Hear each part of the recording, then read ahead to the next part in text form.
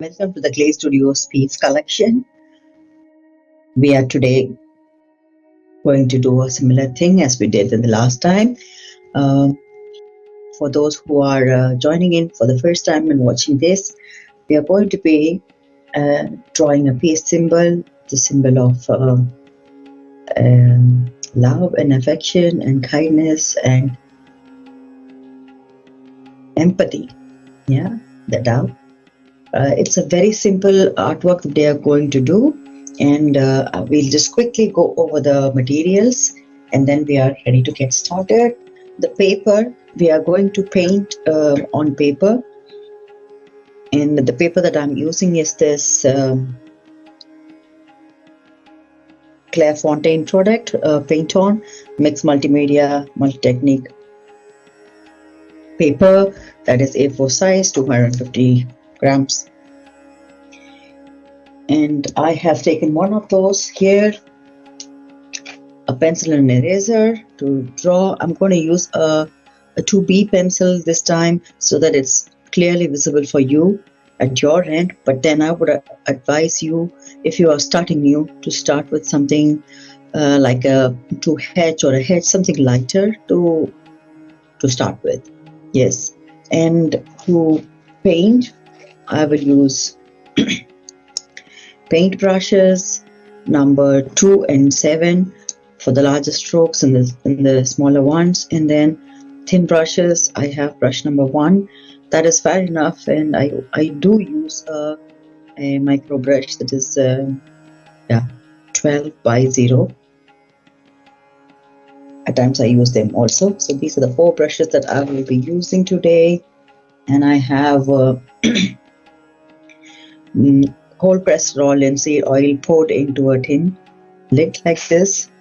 The colors that I will be using today are white, titanium white again, from Winsor Newton brand, and that's what I prefer to use. I have my old brands, Classico from My Mary, and I'm going to use a permanent violet and possibly magenta, and I'm going to see how this is going to work out. It's going to be a very nice background that we are going to build in. Yes. And I do have some rags with me to clean up whenever I need. I guess I'm ready to get started.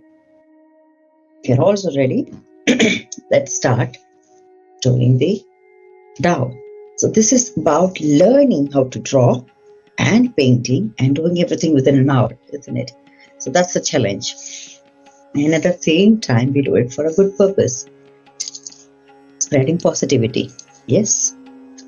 So the Tao that we are going to make is going to be just flying high, spreading its wings fully.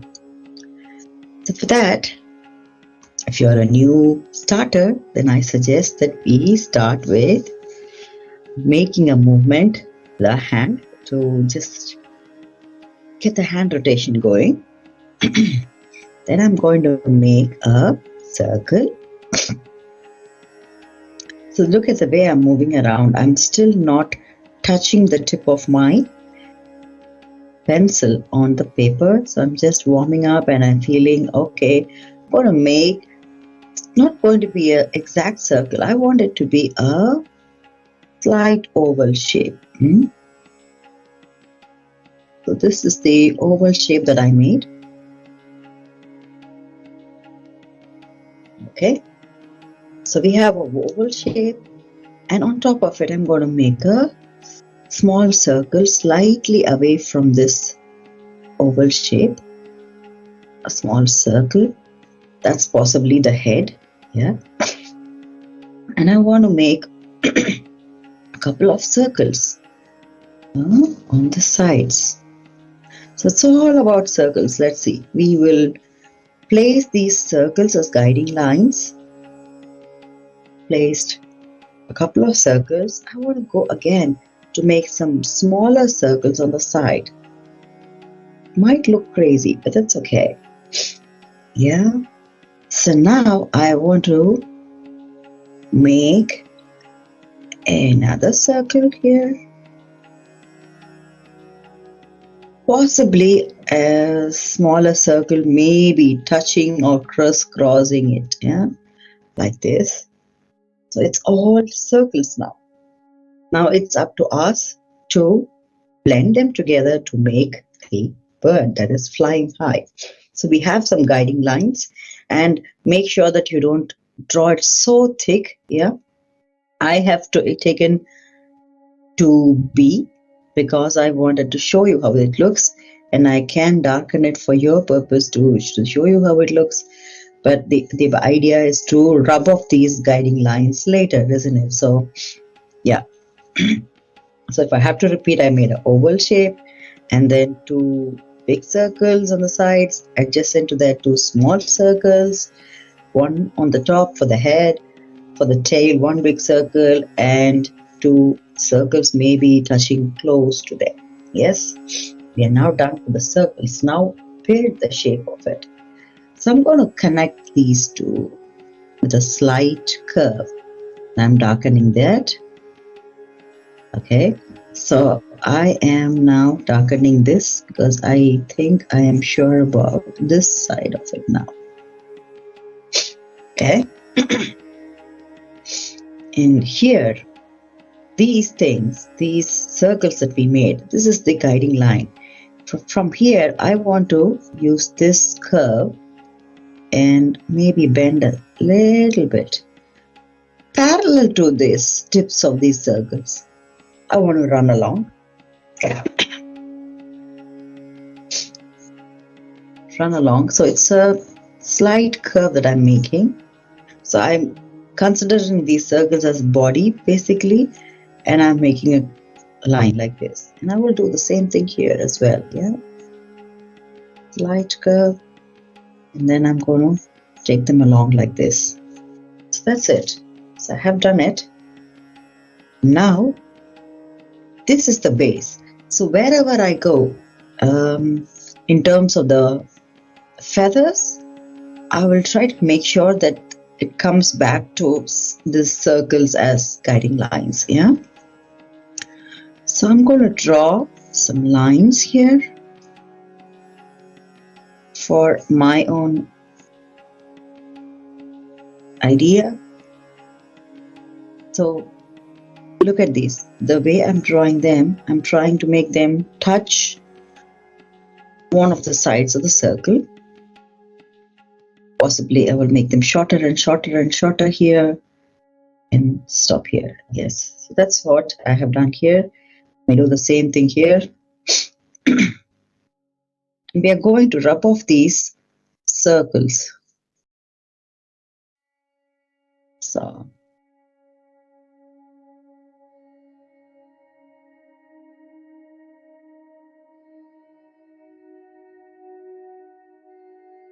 yes, I think I managed to do that. And now that I am aware of it, aware of the lines, and I'm okay with the lines, and now I think I can make some connections to it, or make it look like feathers on the side. So I want to make them come along like this.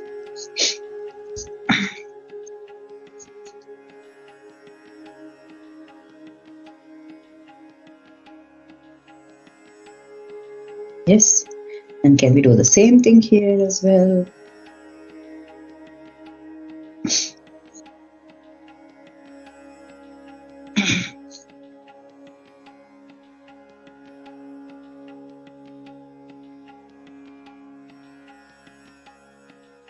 And I can see that this one is little bigger than this. And now it's my choice. Do I want to make it bigger or smaller? I think this size is apt, so I would like to make this smaller. So this is why it helps always to look at proportions. Even though we started with similar proportions, could go in a way that it's slightly longer, isn't it? So I'm just going to rub off.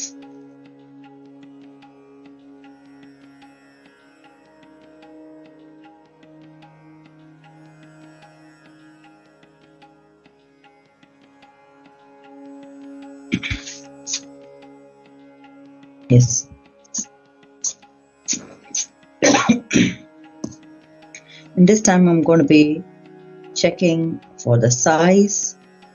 We want it to get that big, slightly smaller.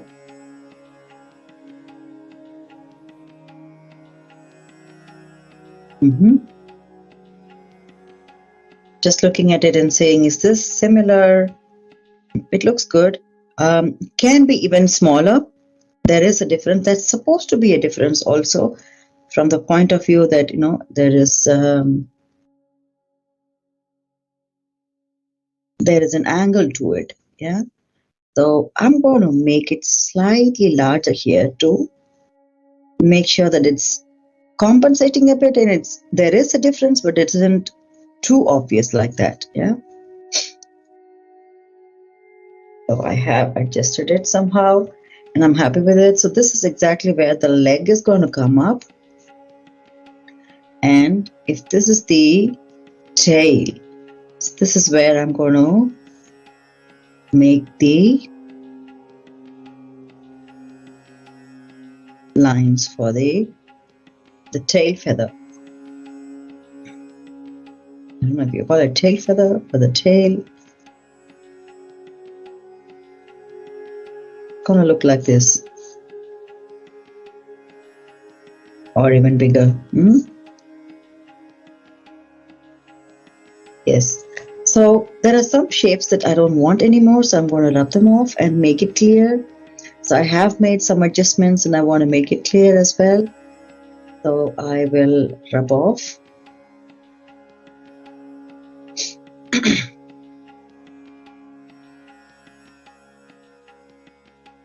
The sections that aren't needed anymore. So those circles that we did, we don't need that anymore. So I'm just going to rub that off. Yeah. And if you're concerned about the pencil marks, you can rub them off very lightly to make sure that only it's feebly visible for you to paint on. Yeah. And I'm not working on the beak totally. So there's going to be eye and the beak here. So that's exactly how it's going to be like, looking like today. And I'm going to get started with the painting. I have titanium white to take. So I'm just going to pick up stuff to show you while I'm doing. So I have some white left over from last session, but I can add a little more. There's blue from last session, that is also fine. But today the focus is going to be to experiment with permanent violet. These are strong colors, so I don't want to take too much of it. Just want to try a little bit to see how it works. The magenta is also another strong color, so I'm just taking a minute bit of it here. Done.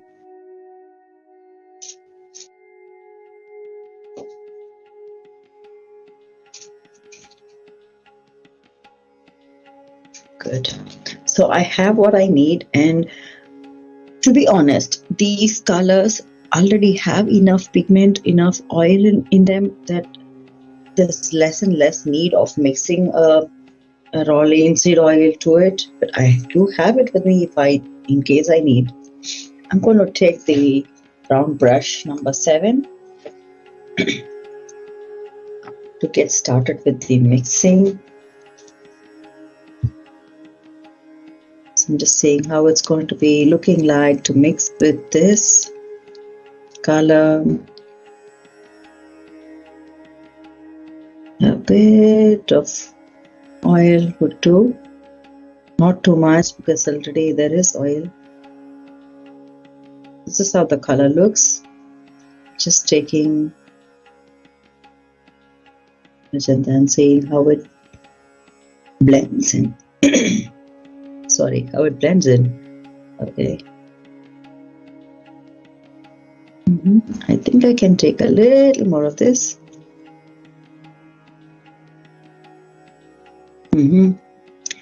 I'm liking this color. we start with. I think I will do that.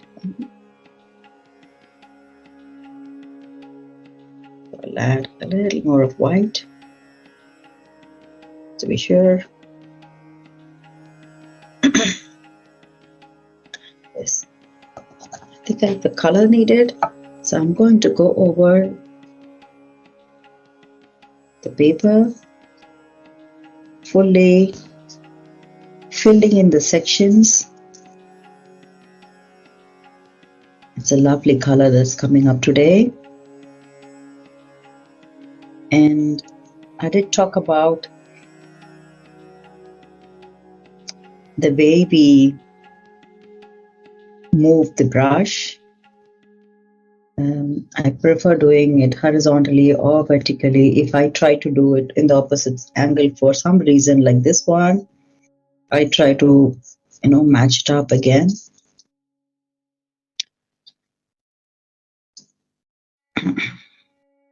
Remember, we are painting on paper. If you're painting on a canvas, then we need to understand that, the texture is different.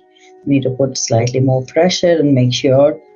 In fact, I would prefer that it's washed with oil color first and a first coat before even we get started with the designing or drawing something on top of it. Just going to take away this to make sure that I'm done with this section also.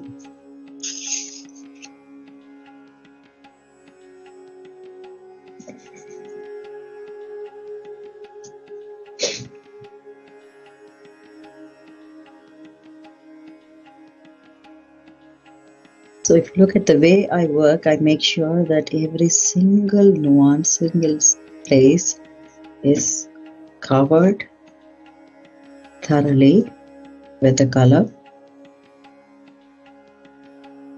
In the class, I also have a magnifying glass for the students to use to check on it.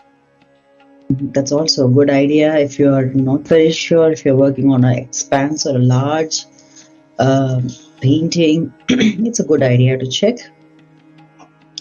But this one is small enough, so we don't necessarily need something like that. But yeah, keep an eye out for anything, any space that we might have missed out. Yes. So I'm using the same brush to do the curves in the feather. If you are feeling slightly uncomfortable with this idea, you can move to a smaller brush to do the same.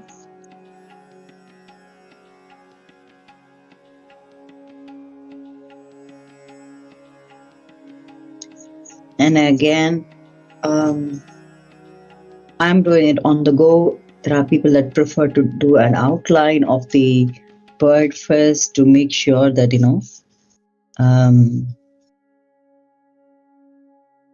the boundaries are defined. Yeah, that's a good idea as well. It's always a good idea to define the boundary and work. I would like to work on the go. So I'm doing it this way. Yes. I think I have done pretty much on the top side to at least clip my paper back. Going to go clip that now.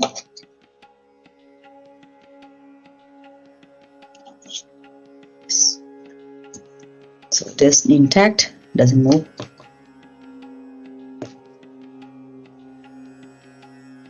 So I'm moving this side. This is a very minute portion, but it is important because it is the space between the wing and the tail.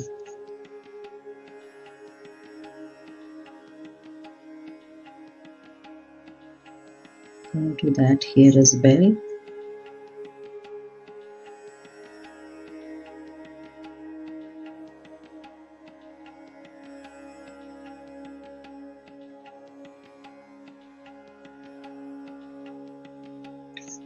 So if you look at the way we are using the brush, you can already see that there is this the feathers of the tail coming out thoroughly vibrant.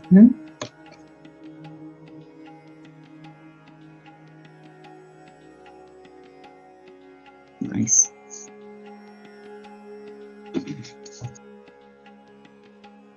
I'm going to need a little bit more of the permanent violet.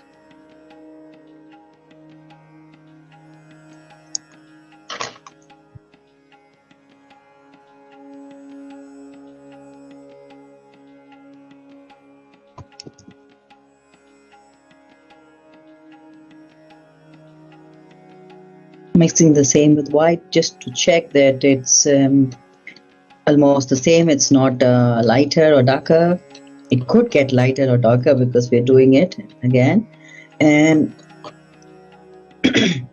this is again a technique that I do on the go. But for people that would like to have a little bit more control, maybe you would want to mix all the colors, keep them ready, and then start working to make sure that you don't have to shift or change the color tonality here and there. I love to do on the go. This is good practice to be observant of the changes in the color, the mistakes that you do all along, and trying to rectify it, and also being able to create the same consistency or same portions of color range. Again, it's good practice. So both ways are good in their own manner, approach. So I would just encourage you to try and experiment more and more. If you're a learner, a beginner, it's good to try all and see where it goes. Nothing could go terribly wrong with the colors until and unless you choose to do it that way. Yeah, it's only going to look slightly different. It also has a beauty to it, isn't it? So what if you really wanted to have it slightly different like this that I'm doing right now to show that it's a lighter tonality? So I have painted a lighter tonality. I realized that it's now a choice that I can decide to keep it as such, or if I want, what would I do? I would take a bit of the violet, directly apply it and directly blend it here as well. So this is also possible. So it's nothing totally wrong in mixing different proportions. It's just that you need to be aware of it and be sure that you are doing it for a reason that you like.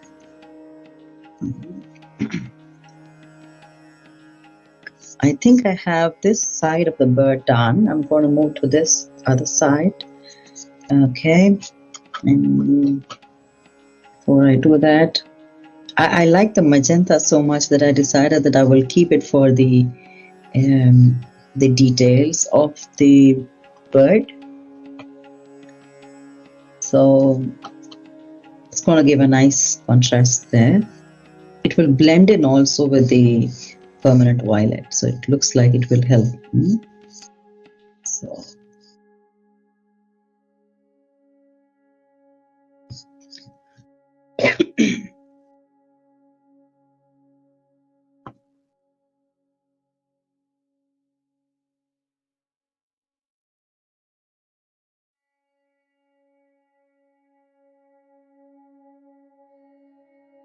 okay, there you go. We have the basic line here. Let's do the head and the neck. Similarly, I'm just doing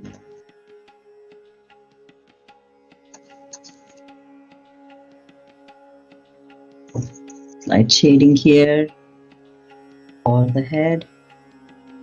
Good.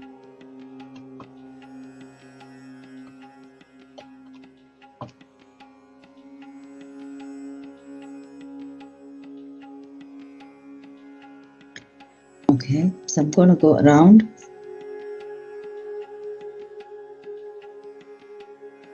the head, tiny space for the beak.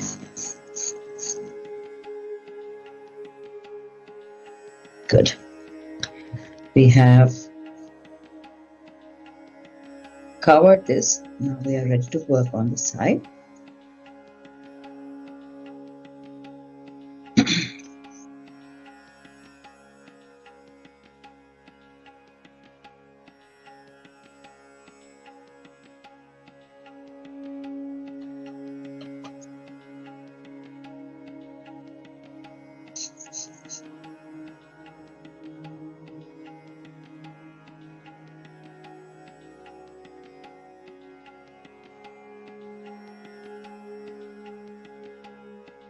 Okay.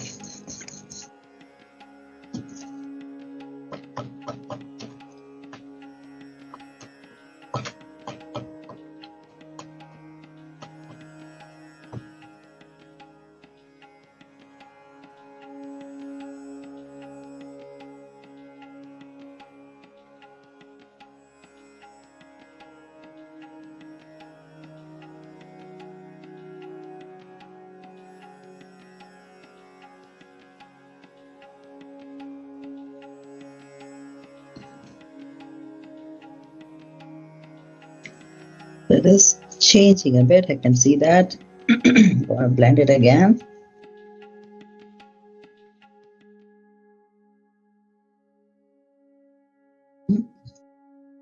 Nearly there.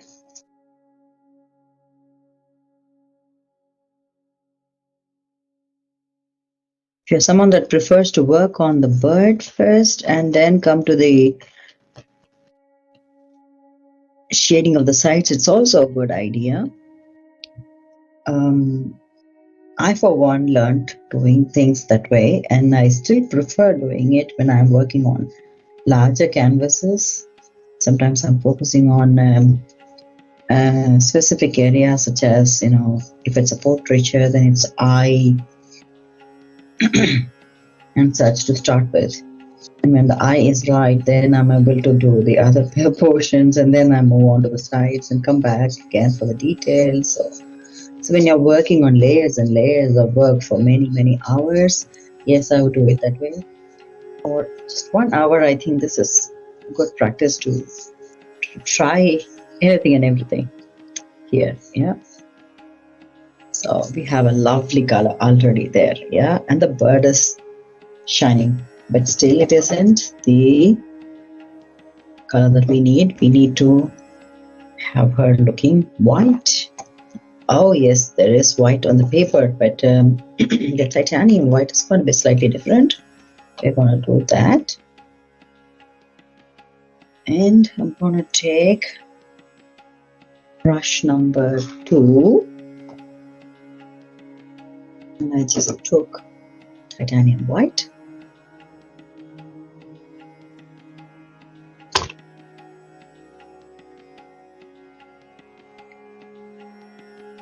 It's got a slight tint of the pink. That is fine, because it's going to blend anyways in all the places. So I'm just going over these sections, and wherever it blends, let it blend. But remember, contour shading, meaning shading along the lines that you made, is very helpful in defining the shape. Otherwise, if you remember the oval shape that we made, so we could go back to that for the belly in the body, and then there were circles here. Just make circular movements and then move along to the lines. Somehow it will start looking right, yeah, for lack of a better word. But look at those wonderful things. We started with the circles. We are also shading with the use of the circles. So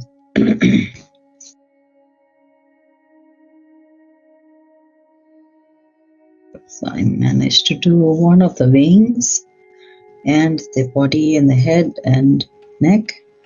Going to do the Other way, the circle, and then the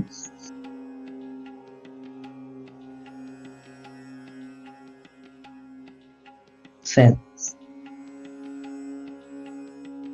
And if you see, I haven't gone back to the palette as yet, because there is enough in my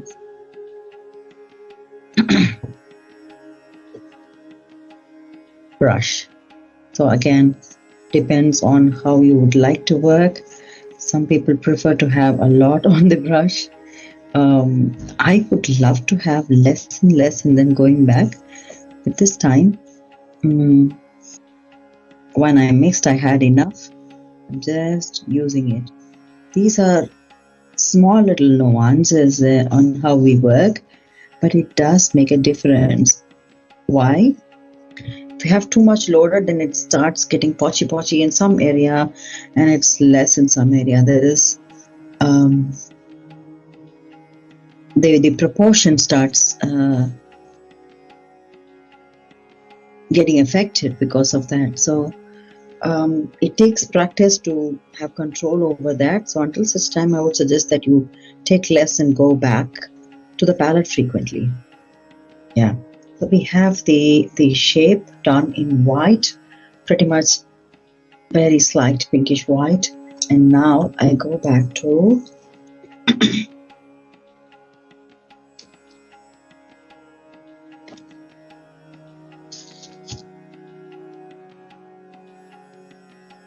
okay.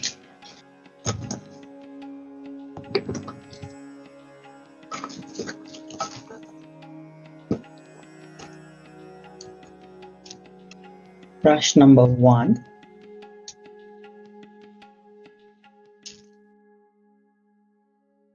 This time I want to take the magenta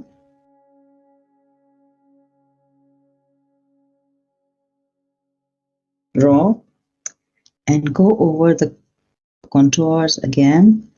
It's going to blend very nicely with the white and the pinky velvety pink, whatever we made. So it's going to blend right in, and that's exactly what I want. Wherever it blends automatically, it is fine. Otherwise, I will also put an effort to blend them in.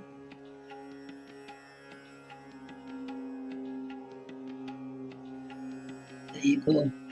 See those sharp lines of the feather?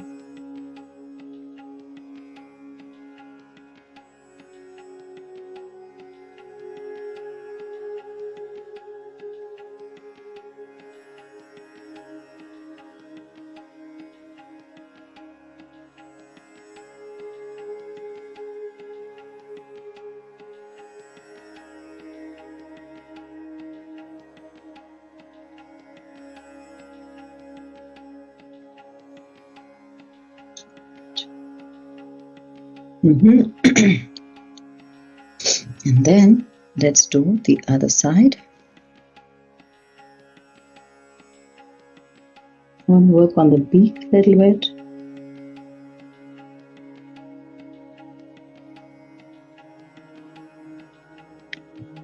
Okay.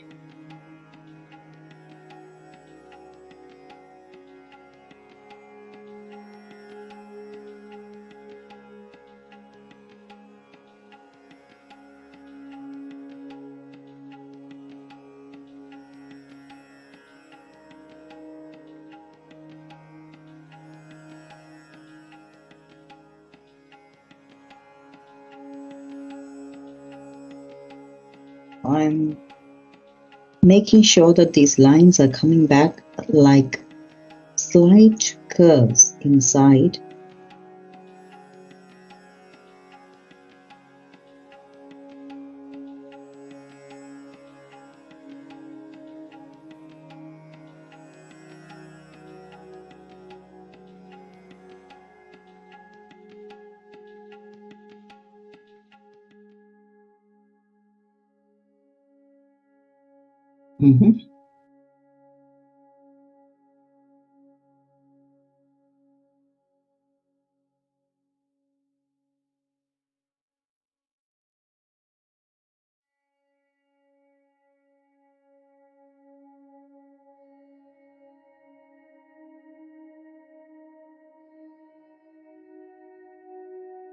Nearly there.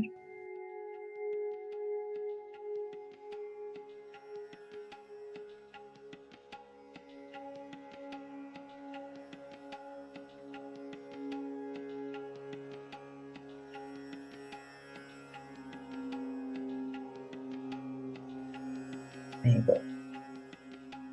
We have that the color used sharply as contour. Now we're going to blend it in.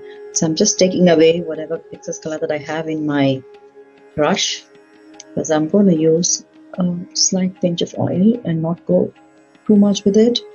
So I want to blend the colors here. Especially, it looks like the shoulder,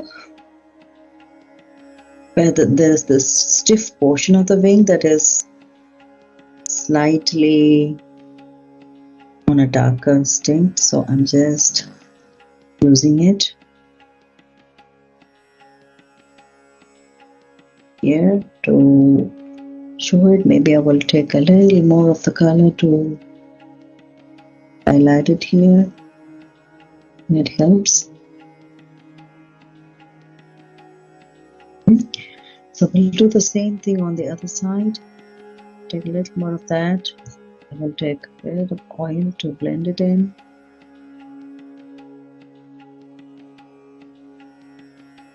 Yes. Just looking for the proportion of how light or dark it is. It could be slightly darker, I can see. Yeah, good. That's fair enough. And I'm just looking at the other edges where it could be nicely sharpened. Brought along.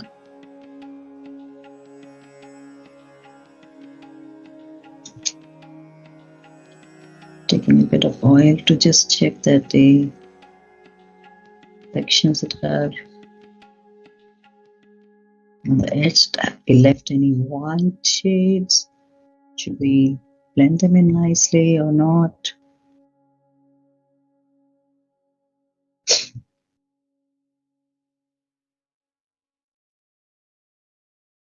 So it's nothing much.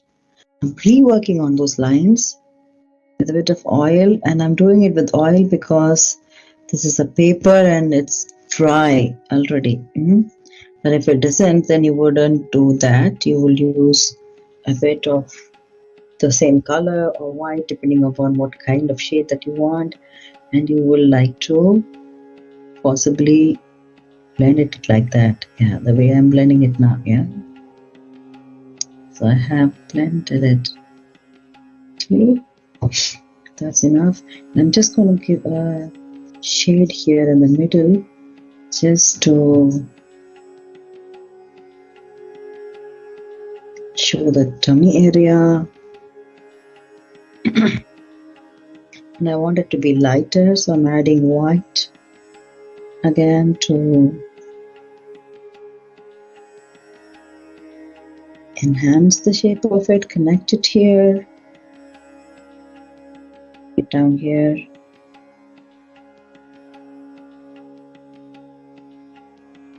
Remember the shape of it. It's got to be the oval shape. Okay, so that was good. I'm just going to use the same to shade the inner side of the bird. Okay, so I'm done with that, and now I'm going back to the oil to do the same thing on this side. Blending it in, slightly pulling the color in and blending it in. Yeah.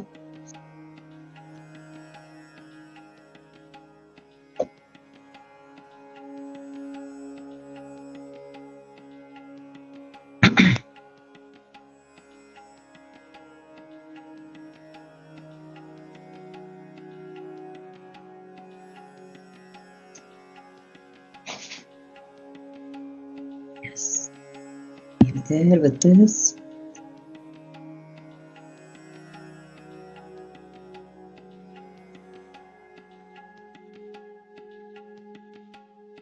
And here, if it is too dark, we can always use a little bit of white to lighten it up.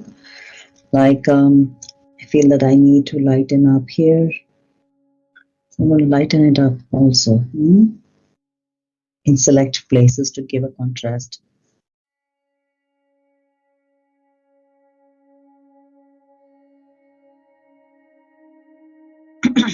Okay, I think we are coming too close to the last portion of it. I'm going to add a bit of the violet as well to give a contrast effect here, and do the contour slightly with both the color, and then I will add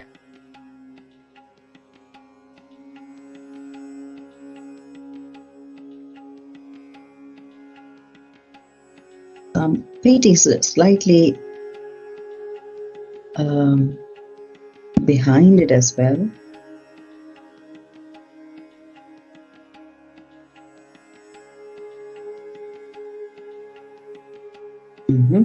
So now I have shaded it, and I want to lighten it up again with white.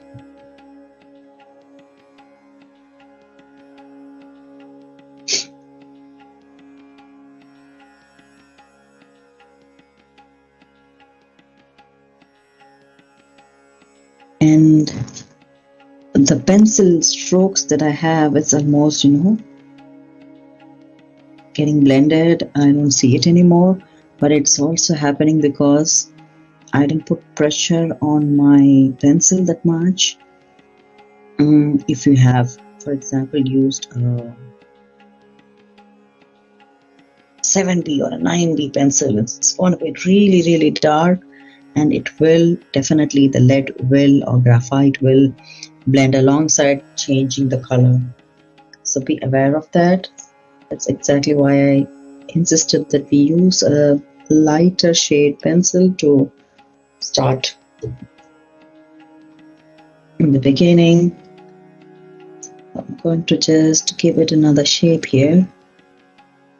This I would like to have it slightly on the oval side, maybe not so sharper, so I'm going to do it that way, giving it a white or a lighter edge.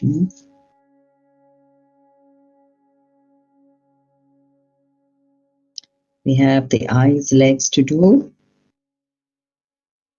and then maybe the twig for the piece.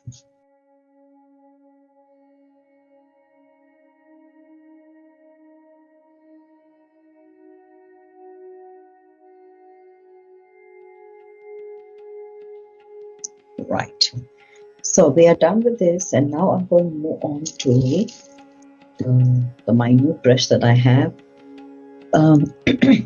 I choose to use the blue that I have from yesterday's session to do the eye. And you can choose black or maybe the same violet color to do. Even that will work. I'm going to do it again on top of it.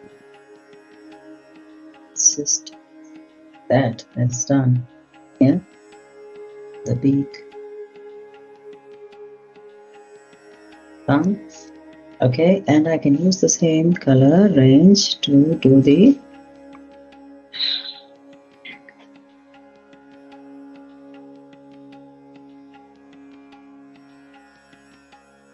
okay. We want to show the palms. There you go. We've done that, and now, last but not the least, I have the olive green from last session. I still use that. Going to draw along. If you are someone starting new, I'm just going and making a C near the beak of the bird. That's it. Yeah. So once you have made the C, all you have to do is to take the tip of the brush and draw exactly like this to make the shape of a leaf. Yes.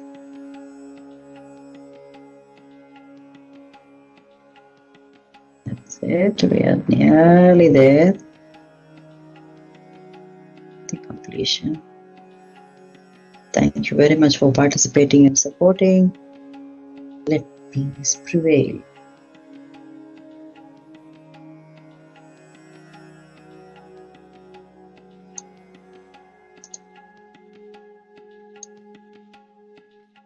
Okay.